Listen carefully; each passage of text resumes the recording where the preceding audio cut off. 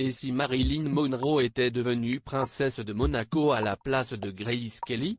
Dans les années 1950, ça a été le plan d'Aristote Onassis, décidé à faire de la principauté le coin favori des jet-setters de la planète.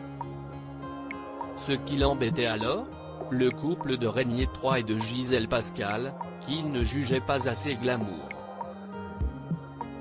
Au contraire de Marilyn Monroe, alors icône d'Hollywood. À l'époque, le Grec comme ses conseillers ont voulu pousser le prince monégasque dans les bras de l'actrice. Le prince Régnier a été informé qu'il ferait bien d'épouser une princesse d'Hollywood et de capitaliser sur toute la célébrité et la renommée qui aurait accompagné ce mariage, affirme un historien dans un documentaire choc, intitulé Royals, Keeping the Crown. Un plan logique pour beaucoup, puisque Monaco avait besoin de relancer son activité touristique mise à mal par la Seconde Guerre mondiale. D'ailleurs, Marilyn Monroe était le premier choix sur la liste de Régnier III, mais la star des hommes préfère les blondes avait une image trop sensuelle, qu'il a éjectée de la liste. Ce sera finalement Grace Kelly qui sera présentée au prince Régnier III, lors du festival de Cannes en 1955. Les deux se sont croisés d'abord pour une séance photo. Vous voyez vraiment à quel point Régnier est fasciné par Grace, et vraiment à ce moment-là, il tombe amoureux d'elle sur le plan personnel, mais il la voit aussi comme la réponse à tant de ses problèmes, ajoute l'historien. 6 mois plus tard, ils ont annoncé leur fiançailles lors d'un bal de charité au Waldorf Astoria.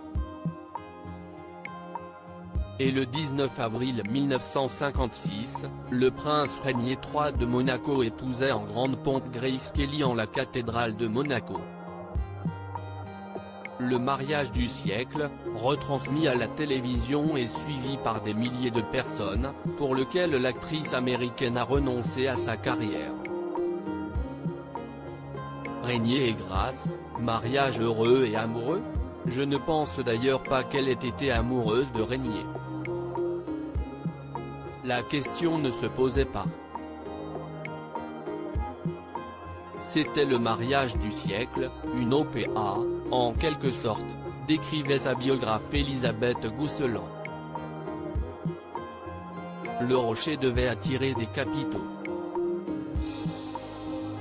Qui mieux que Grace Kelly pouvait être le vecteur de croissance de cette entreprise?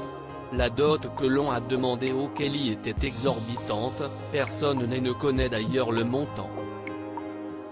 De ce mariage sont nés 3 enfants, Caroline, Albert et Stéphanie. Et l'histoire s'est tragiquement terminée le 13 septembre 1982 lorsque Grace Kelly a perdu la vie au volant d'une Rover 35000 SV8 sur la départementale 37. À la mort de sa femme, le prince Régnier s'est senti vide et abandonné, comme l'expliquait Stéphanie de Monaco.